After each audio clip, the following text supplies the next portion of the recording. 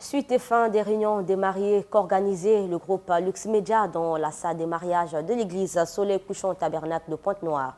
La dernière réunion aura permis au révérend Dr Francis Tinouna de passer au peigne fin tous les sujets qui minent les foyers. Christophe Pongui, Franck Nzebikia pour ce reportage. 2 mois et 2 semaines, les réunions de mariés organisées par le groupe Lux Media ont vu les lampions qui les éclairaient s'éteindre ce samedi 8 avril 2023, place au bilan. Je me suis rendu compte qu'on avait un véritable malaise dans les couples, des véritables problèmes qui font que les couples sont vraiment malades. Il y a soit la femme qui n'est pas satisfaite, soit l'homme qui n'est pas satisfait.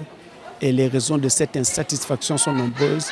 Elles ne résident pas que sur le côté sexuel, mais elles résident également sur tous les autres aspects, tous les autres domaines de la vie, comme le plus simplement possible, par exemple la question argent. C'est pourquoi nous avons été amenés à organiser ces réunions, à organiser ces émissions pour permettre donc aux gens, aux enfants de Dieu en particulier, et à tout le monde, de voir comment nous pouvons recadrer les choses et avoir alors une vie épanouie. La vie sur la terre, elle est très courte, hein? Et donc, si on peut profiter de chaque instant que le Seigneur nous accorde, c'est déjà une très bonne chose. Et en même temps, le faire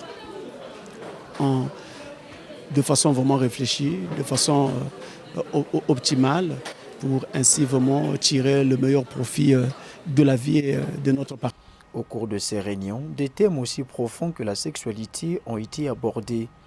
En fait, je sais que la sexualité est un thème qui est considéré comme tabou, et surtout quand on est encore dans le milieu des églises, venir parler de sexualité, tout de suite, les gens ont des appréhensions.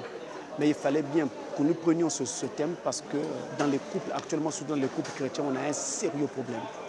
Les gens ont des problèmes qu'ils n'osent pas dire tout haut.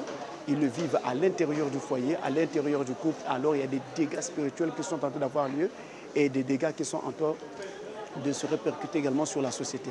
Voilà pourquoi il était important que nous aidions les gens à comprendre déjà la sexualité humaine, ce que c'est, les organes génitaux et comment ces choses fonctionnent et qu'est-ce qu'on peut faire pour essayer de faire que nous ayons une sexualité optimale et qu'est-ce qui peut également faire que nous puissions avoir une sexualité qui ne soit pas satisfaisante.